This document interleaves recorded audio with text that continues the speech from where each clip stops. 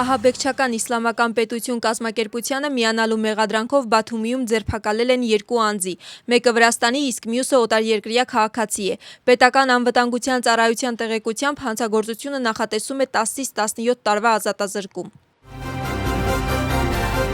Վրացական երազանքը դիմում է սահմանադրական դատարան նոր սահմանադրական հայցով։ Խորհրդարանի նախագահի հայտարարությամբ իշխանությունը սահմանադրական դատարանից հետո կպահանջի նախկին սահմանադրական հայցը, որը ներկայացված էր ոչ սահմանադրական կուսակցությունների արգելման պահանջով։ Շալվա Պապուաշվիլիի պարզաբանմամբ փոփոխված հայցում կուսակցությունների ցանկը կընդլայնվի, եւ եթե սկզբնական հայցում ներառված էին 3 կուսակցություն՝ ազգային շարժում, կոալիցիա փոփոխությունների համար եւ Լելո, ապա դրանց շարքին կավելանա ֆեդերալիստները։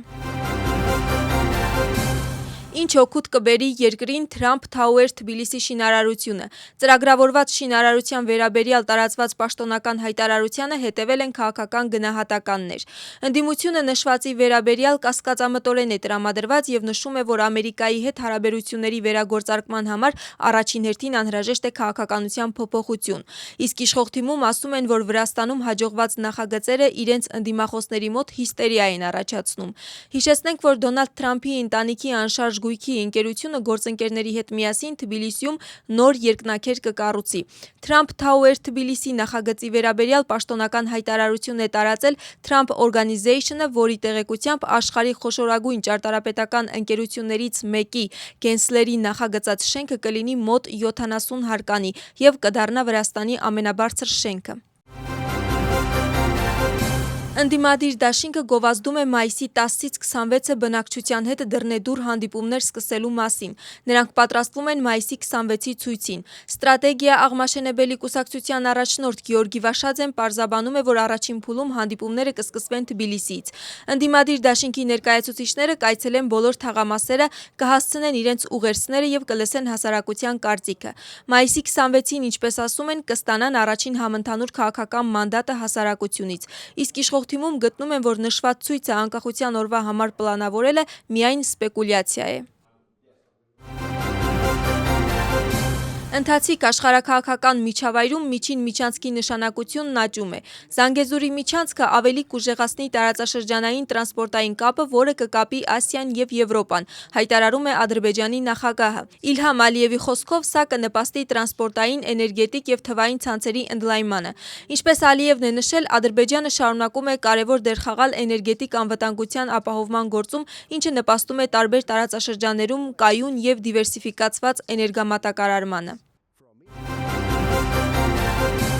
Իրանը անօդաչու թռչող սարքերով հարվածել է ԱՄՆ-ի նավերին։ Սա տեղի է ունեցել այն բանից հետո, երբ Դոնալդ Թրամփը հայտարարել էր Իրանի դրոշի տակ նավարկող բեռնատար նավի ձերբակալության մասին։ Հարվածի հետևանքով պատճառված վնասի մասին տեղեկություն չի տարածվել։ Մինչ այդ Իրանի զինված ուժերի միավորված հրամանատարության կենտրոնական շտաբի պետը հայտարարել էր, որ ամերիկյան ուժերի կողմից իրանական նավի ձերբակալումը հրադադարի խախտում է եւ իրենք վրեժ կլուծեն։ Հիշեցնենք, որ ավելի վաղ Դոնալդ Թրամփը նշել էր, որ նավը փորձում էր խախտել ծովային շրջափակումը։ Իրանը հրաժարվել է մասնակցել ԱՄՆ-ի հետ բանակցությունների հերթական փուլին։ Դրա պատճառը Վաշինգտոնի չափազանցված պահանջներն են, ոչ իրատեսական սպասումները, դիրքորոշման մշտական փոփոխությունը եւ շարունակվող ծովային շրջափակումը։ Տեղեկությունը հաստատում են Իրանի արտաքին գերատեսչությունում։ Էսմայիլ Բաղային հայտարարում է, որ այս փուլում նրանք ԱՄՆ-ի հետ բանակցությունների ծրագիր չունեն։ Նա նաեւ նշել է, որ միջուկային պաշարների փոխանցման հարցը երբեք չի եղել բանակցությունների առարկա։ 1 գալոն բենզինի գինը $3-ից ցածր կարող է չիջնի մինչև հաջորդ տարի, հայտարարել է ԱՄՆ-ի էներգետիկայի նախարար Քրիս Ռայթը։ Նրա խոսքով գները հավանաբար արդեն հասել են գագաթնակետին եւ այժմ կսկսեն նվազել։ Իրանի հետ հակամարտության սկսվելուց հետո վառելիքի գինը 1 գալոնի համար աճել է ավելի քան $1, ինչը հիմնականում պայմանավորված է Հորմուզի նեղուցում նավթի գլոբալ մատակարարման խափանումներով։ Ինչպես CNN-ն է գրում, այսօր 1 գալոն բենզինի միջին գինը $4-ից ավել է։ Փետրվարի 28-ին մինչև ԱՄՆ-Իսրայելի հակամարտությունը Իրանի հետ դրա գինը $3-ից պակաս էր։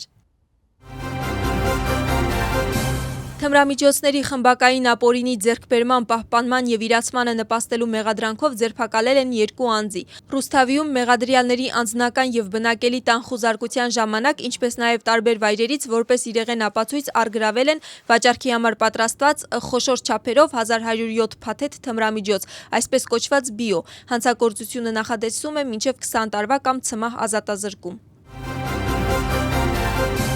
Երկրում աճել են արտահանման և ներմուծման ցուցանիշները։ Հունվար-մարտ ամիսներին Վրաստանի արտաքին ապրանքի առևտրաշրջանառությունը կազմել է 5 միլիարդ 867 միլիոն դոլար։ Այստեղից արտահանումը աճել է 23%-ով, իսկ ներմուծումը 7%-ով նախորդ տարվա նույն ժամանակահատվածի համեմատ։ Արտահանման տասնյակում առաջին տեղը զբաղեցրել են թեթև ավտոմեքենաները, երկրորդ տեղում են նավթն ու նավթամթերքները, իսկ երրորդում թանկարժեք մետաղների հանքաքարերը։ Տեղեկությունը տարածում է ազգային վիճակագրական ծառայությունը։